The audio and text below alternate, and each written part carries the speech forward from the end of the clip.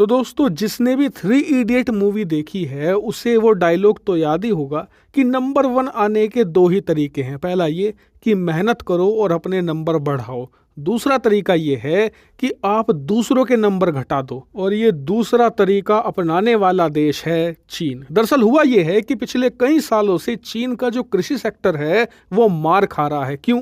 क्योंकि जो south east एशियाई देश हैं जैसे कि थाईलैंड हो गया, मलेशिया हो गया, इंडोनेशिया, इसके अलावा ब्रुनेई हो गया, वियतनाम हो गया, इन सभी देशों के यहाँ पर कृषि सेक्टर में जबरदस्त उछाल आया है। इसीलिए पिछले 10-12 सालों के अंदर चीन के जो कृषि उत्पाद है यानी कि जो फसलें हैं उनकी डिमांड कम हुई है। इसीलिए चीन के अंदर खेती किसानी के अंदर जबरदस्त डिक्लाइन देखने को मिला है, और हालात तो ये पैदा हुए हैं कि इस साल चावल और अनाज के लिए चीन को दूसरे देशों का रुख करना पड़ा। और आप जानकर हैरान होंगे कि इस वक्त चीन चावल जैसी एक बेसिक कमोडिटी के लिए थाईलैंड जैसे देशों पर निर्भर है। और सबसे हैरानी की बात तो ये है कि ये सारे साउथ ईस्ट एशियाई देश जो हैं ना, ये जो अपनी फसल ज़्यादा तेज़ी से उगाते हैं और बहुत अच्छी उगाते हैं, ये सब कुछ होता है चीन के फर्टिलाइज़र की मदद से। जी हाँ, चीन से ये खाद फर्टिलाइज़र लेते हैं और उसके दम पर ज़बरदस्त फसल उगाकर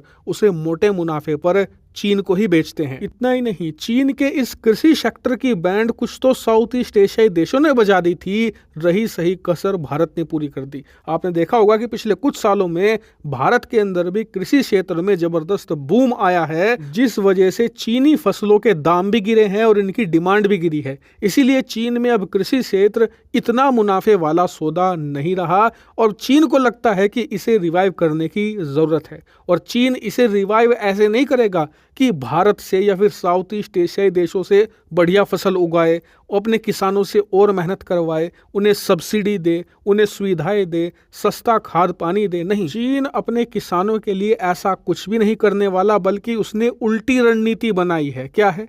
दरअसल चीन अपने किसानों को खाद पानी देने की बजाय साउथ ईस्ट एशिया के इन छोटे छोटे देशों के फर्टिलाइजर और खाद पर रोक लगा रहा है। जी हाँ, आप स्क्रीन पर देखिए, पिछले कई महीनों से खबर आ रही है कि चीन ने इन साउथ ईस्ट एशिया के कम से कम आधा दर्जन देशों के लिए फर्टिलाइजर एक्सपोर्ट पर रिस्ट्रिक्शन लगा दिया है, यानी कि वहां पर कम फर्टिलाइजर वो भेज रहा है। इसके अलावा कई देशों में तो कंप्लीट बैन लगा दिया है कि आप चाइनीज फर्टिलाइजर खरीद ही नहीं सकते। अब इसका असर इन छोटे छोटे देशों पर दो तरीके से पड़ा है। पहला ये कि जो गरीब किसान हैं वो फर्टिलाइजर खरीद नहीं पा रहे, जिस वजह से उनकी फसलें कमजोर पड़ रही हैं। इसके अलावा उत्पादन भी कम हो रहा है, जिससे कि उनका मुनाफा घट रहा है। अब दूसरा असर इस पर यह पड़ा है कि जो अमीर किसान है या फिर मध्यम वर्गीय किसान है, जिनके पास थोड़े बहुते पैसे हैं, वो महंगा फर्टिलाइजर खरीद रहे हैं और अपनी खेती किसानी में इस्तेमाल करते हैं। अब इससे फसल तो अच्छी हो रही है, लेकिन फसल की लागत बढ़ रही है, जिस वजह से या तो उन्हें प्रॉफिट नहीं हो रहा,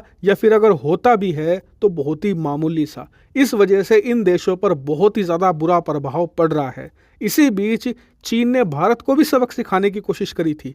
दरअसल इनका मानना था कि भारत का कृषि सेक्टर भी चाइनीज फर्टिलाइजर पर टिका हुआ है, ऐसे में भारत पर भी घुटने टिकवा देंगे। लेकिन ये शायद भूल गए कि इनका पाला इंडोनेशिया, मलेशिया जैसे देशों से नहीं पड़ा, इनका पाला भारत से पड़ा है। भारत ने रिवर्स में इनकी बैंड बजा दी है। कैसे?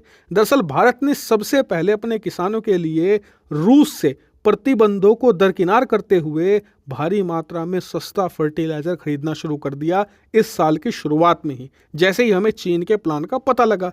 इतना ही नहीं, अब भारत ने क्या करना शुरू किया है कि जो ये साउथ ईस्ट एशियाई देश है ना, इन्हें भी अपनी तरफ से सस्ता फर्टिलाइजर बेचना शुरू कर दिया है। दो फायदे इसके मिले हैं हमें। पहला ये कि हम रूस से सस्ता माल लाते हैं और उसे थोड़े से ज़्यादा मुनाफे में इन साउथ ईस्ट एशियाई देशों को बेचते हैं। दूसरा ये कि जो ये छोटे छोटे देश हैं जो पहले चीन के करीबी हुआ करते थे, भारत धीरे धीरे इन्हें अपने करीब ला रहा है और चीन के खिलाफ कर रहा है। इन छोटे देशों का भी फायदा है, इन्हें सस्ता फर्टिलाइजर मिल रहा है उसी दर पर जिस दर पर चीन इन्हें बेचा करता था, और इनके किसानों को भी अच्छा बेनिफिट मिल रहा है। एक फायदा ये भी है कि भारत के रूस से फर्टिलाइजर लाने से और उसे साउथ ईस्ट एशिया में बांटने से किसानों की फसलें बेहतर हो रही है और चीन के कृषि उत्पादकों की मांग फिर से गिरने लगी है और चीन को जबरदस्त मार पड़ रही है। और इसीलिए अब चीन के सोशल मीडिया पर जो एक्सपर्ट्स हैं वो कह रहे हैं कि हमें ये अपनी रणनीति सिर्फ साउथ ईस्ट एशिया के छोटे छोटे देशों तक रखनी चाहिए थी। भारत को इसमें लाकर और घेर कर हमने बड़ी गलती कर दी, क्योंकि भारत ने इसी घेराबंदी को चक्रव्यूह बनाकर चीन को फंसा दिया है और अब चीन को इस चक्रव्यूह से बाहर निकलने का रास्ता नहीं मिल रहा।